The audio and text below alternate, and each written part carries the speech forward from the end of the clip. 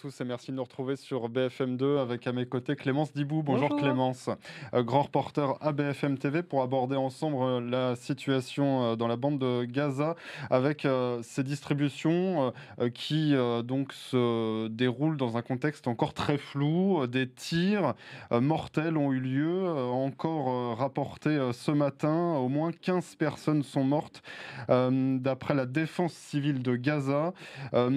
Qu'est-ce qui se passe précisément, Clémence, sur place? C'est vrai que ça s'enchaîne, hein, ces mauvaises nouvelles dans ces distributions alimentaires. En fait, il y a 4 points de distribution alimentaire dans tout Gaza. Donc, ça crée énormément de concentration puisqu'il y a 2,2 millions d'habitants qui n'ont plus rien à manger.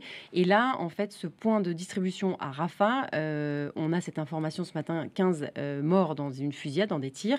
Dimanche déjà, il y avait un effroyable bilan 31 morts et 176 blessés dans le même centre de distribution. Alors, la question, effectivement, c'est qui tire sur qui. Et là, c'est très difficile de savoir parce qu'il n'y a pas de journalistes étrangers sur place et tout le monde se renvoie un peu la balle. La défense civile de Gaza, c'est-à-dire le gouvernement de Gaza, c'est-à-dire le Hamas, explique que c'est des tirs israéliens. L'armée israélienne se défend d'avoir tiré sur des civils. Elle publie d'ailleurs des vidéos. Elle en a publié une, par exemple. Alors là, ce qu'on voit là en ce moment, c'est une distribution alimentaire, notamment à Rafah, de cette fondation humanitaire de Gaza.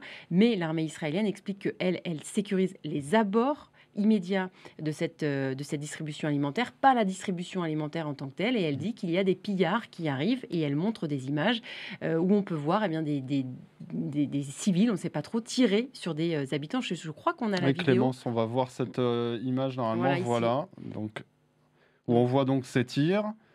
Et donc là, c'est ce que rapporte, ce sont les images donc fournies par l'armée israélienne, c'est ça? Pour dire qu'elle n'a pas tiré sur des soldats, sur des civils dimanche. Voilà. La fondation de Gaza, elle explique que tout s'est bien passé dans l'enceinte même de la distribution, que ce n'est pas elle qui a tiré sur les habitants. Donc, c'est très difficile de comprendre ce qu'il en est. Là, ce qu'on voit, alors ce n'est pas à Rafah, c'est à Nuseirat. C'était une autre distribution, dans un autre point de distribution. Et ce que l'on voit, eh bien, ce sont des gardes privés de sociétés américaines qui, elles, doivent sécuriser la distribution en tant que telle. Ce que critiquent les ONG, eh bien, c'est que 4 points de distribution dans un pays en guerre, c'est bien trop peu et que ça crée eh bien, une foule qui peut être difficile à contrôler quand on n'a pas forcément l'habitude, d'où ce bilan effroyable dimanche. La plupart de ces blessés, ils sont arrivés à l'hôpital de Khan Younes, juste à côté de Rafah, environ une demi-heure de route. On a pu joindre du personnel médical qui était dans l'hôpital Nasser. Voilà, c'est cet hôpital que l'on voit ici. On a pu joindre du personnel médical qui était dans l'hôpital au moment où tous ces blessés sont arrivés. Ils parlent d'une situation jamais vue. On a pu parler, par exemple, avec une coordinatrice de MSF. Ce qu'elle raconte, elle raconte que c'est le pire jour qu'elle a eu à traiter à Gaza. On peut l'écouter. C'était un jour horrible, avec encore plus de blessés que les autres jours. Certains ont reçu des tirs dans la tête et étaient cliniquement morts. D'autres ont été touchés à la poitrine et étaient dans un état critique. Et on ne savait même pas comment les prendre en charge, car l'hôpital est déjà saturé. So there were more than we could treat in the hospital because the hospital is already full. Mostly they're men because it's only men that can really access these distribution. Pour la plupart, il s'agit d'hommes, car ce sont essentiellement les hommes qui se rendent au point de distribution. Ils sont souvent très loin, il faut partir de nuit pour être à l'heure pour les atteindre. Et les enfants, les femmes, les personnes âgées ou handicapées ne peuvent pas s'y rendre. Donc ce sont les hommes qui y vont, mais au risque de se faire tirer dessus.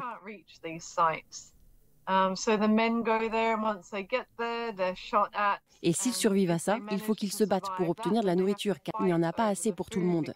Et c'est très dangereux. On voit beaucoup de jeunes hommes blessés par balles arriver jusqu'à nous.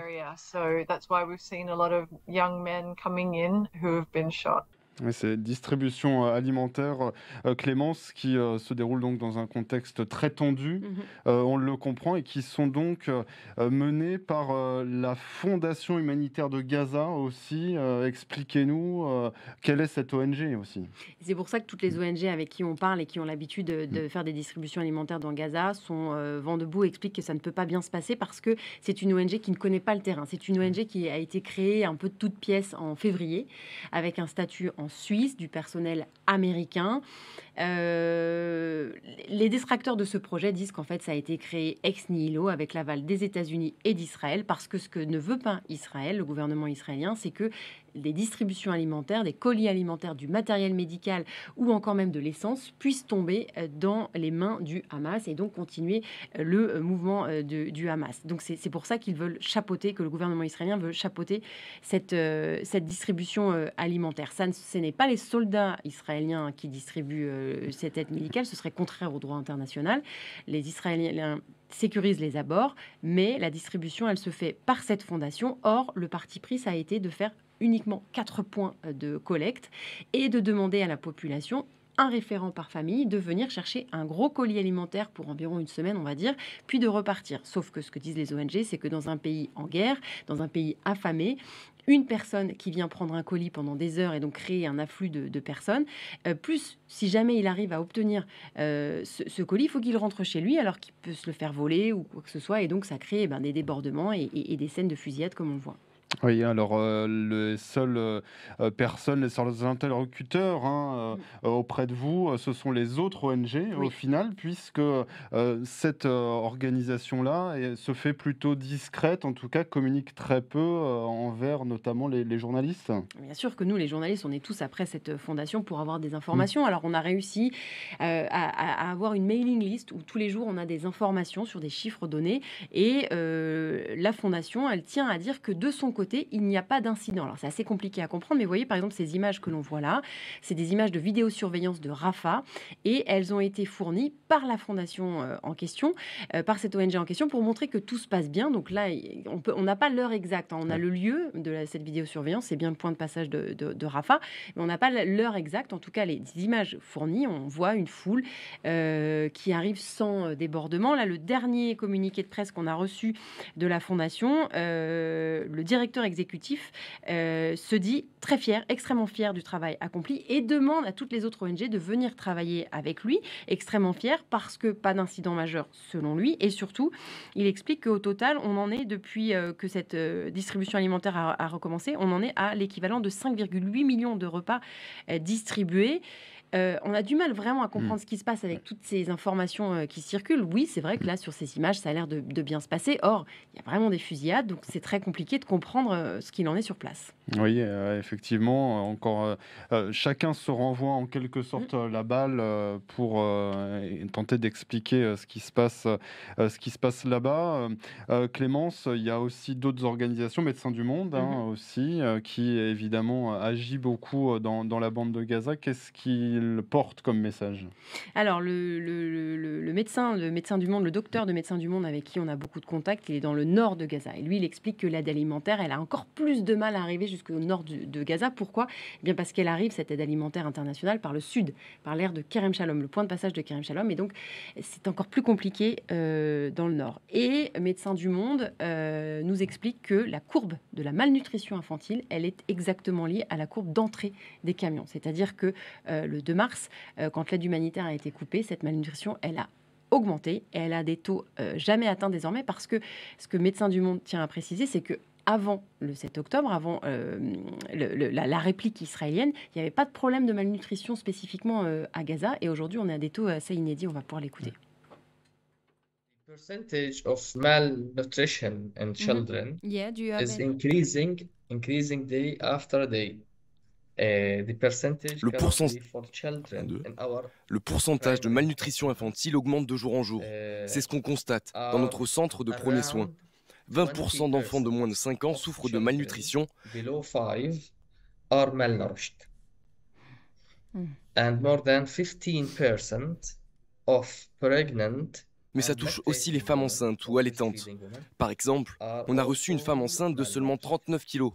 Vous pouvez imaginer la situation. C'est une catastrophe. The last week, a pregnant woman was 39 kilograms as a weight. You can imagine the situation. So it is catastrophe. Et après ces incidents, Clémence, hier, hein, Antonio Guterres, le secrétaire général de l'ONU, a demandé l'ouverture immédiate d'une enquête indépendante sur ces événements. Bon, une déclaration qui a fait réagir d'ailleurs même Israël, hein, parlant de honte, hein, c'est ce que disait le ministère israélien des Affaires étrangères sur le réseau social X. Une déclaration qui forcément une réaction, mais qui derrière pourrait ne pas forcément changer la situation sur place. La situation sur place, elle est critique, c'est ce que tout le monde, c'est ce que tous les acteurs, toutes les ONG nous disent, et que ça va aller de pire en pire. La coordinatrice Médecins sans frontières qu'on a joint à l'hôpital Nasser à Khan Younes, elle s'inquiète énormément des prochains jours parce que l'hôpital est saturé et il y a de plus en plus de blessés qui arrivent parce que des conditions de plus en plus compliquées. On peut l'écouter. On n'a pas reçu d'équipement médical depuis le 2 mars, à part 4 camions, ce qui n'est évidemment pas assez. Alors même qu'on s'attend à un afflux important de patients dans les prochains jours, à cause des nouveaux ordres d'évacuation et des possibles violences et attaques. Donc on le comprend, Clémence, sur place, l'aide alimentaire revient donc avec difficulté au compte-gouttes, et la situation est évidemment humanitaire pour les habitants. Les Gazaouis restent très compliqués pour la vie quotidienne.